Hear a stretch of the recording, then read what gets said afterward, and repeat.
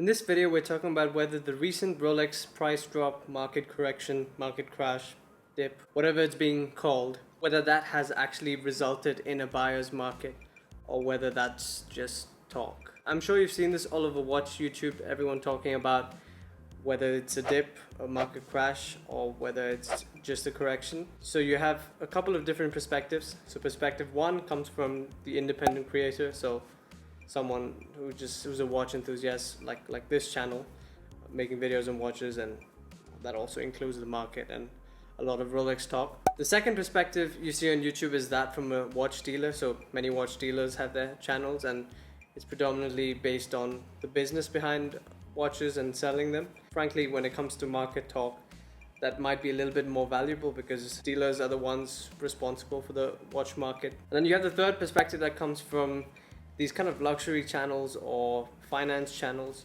which are not really about watches at all. It's just about investment. And as of recent, Rolex has become quite the investment talk. Let's go over the incentives behind each side.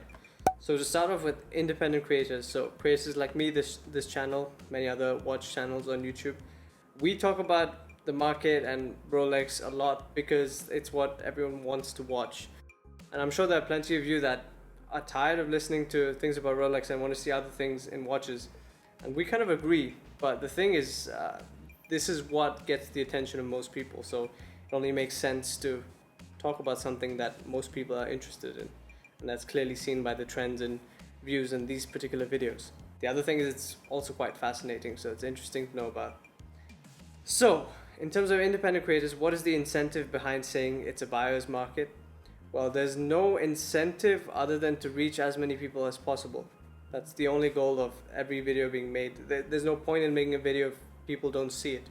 So it's not really a monetary incentive because not unless you cross 100,000 views, that doesn't really matter. It's just about getting more engagement and getting more people to see work that you've done. So essentially, does it matter to an independent creator whether the market crashes or not? Not really.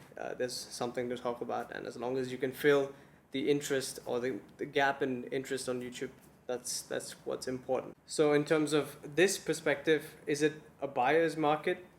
Well, if you're asking my opinion, well, I think we're kind of close to a buyer's market, if not being in a buyer's market. The thing is, you never really know when you're at the bottom of a market. You'll only know once there's an uptick and then you've crossed it.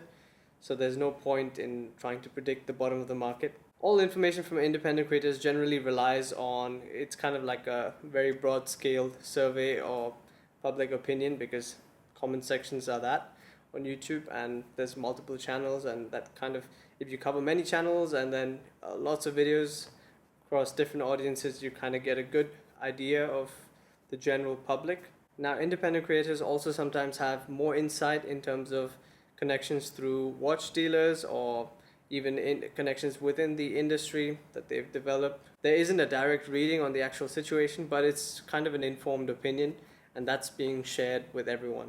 So the other thing is, people who make videos on watches are really big watch enthusiasts, so they're also likely to know a lot about this. Now, let's go on to perspective two, and that's watch dealers. This perspective is actually a lot more important when it comes to the market, because watch dealers are the ones who have their finger on the market at any given moment, because that is how they make a living. So it is vital for them to know their stuff. So, but should you believe watch dealers when they say, okay, now it's a buyer's market? No, you can't simply take anything for granted, because there's obviously the incentive of watch dealers to sell watches. It's their business. They have to do whatever they can and say whatever they can to promote watch sales. And it's essentially like any other sales. I think there's too much negativity towards dealers. I completely disagree with that. Dealers are not buying watches at retail and then flipping them for 3 times the value. Those are flippers. Dealers never get watches at retail. They're buying it 20% below the market value, or sometimes even less than that. It depends on the watch. But if it's a hype watch, then yeah, some of those values are accurate. If you want evidence of this, then the very fact that dealers buy from the public, if you want, you can list your watch to some watch dealer and they'll give you a quote probably within 20% of the market value, not the retail value. the fact that they're willing to buy it back should be ample evidence to you that dealers really don't get the watches at retail. Because why would they buy it anywhere over retail then? That doesn't make sense. So dealers are just regular business owners, just like any other sales job. That's exactly what a watch dealer is. Same thing. Any type of sales, it's all the same. The thing is, watch dealers have the best insight and perspective on what the market is actually doing, because they have to rely on that to make purchases, which is more important than the actual sales. It's about the watches that they buy. So if they're saying that this is a buyer's market, there may actually be some truth to that. You can't just put it off because you know they're a dealer and they need to sell. The true insight can only come from them, but the problem is the common public can't take the information without actually questioning it. So I would say that if you're listening to watch dealers on YouTube, then if you believe you're a great judge of character, then it would make sense to agree with or understand what they have to say. So the third group is the luxury watch and finance channels. They really don't have a clue. It's kind of harsh to say, but if you're not really into watches, then it's just kind of a game. It's kind of like crypto. It could be up or down, and it's just speculation, entirely speculation, not based on trends or something like that. I would avoid anyone that doesn't put a face behind their channel, and voice actors over all this stock footage. Yeah, that's someone's got an opinion, they've got to put a face behind it. So overall, where does this leave us? Is the Rolex buyer's market a myth or a fact?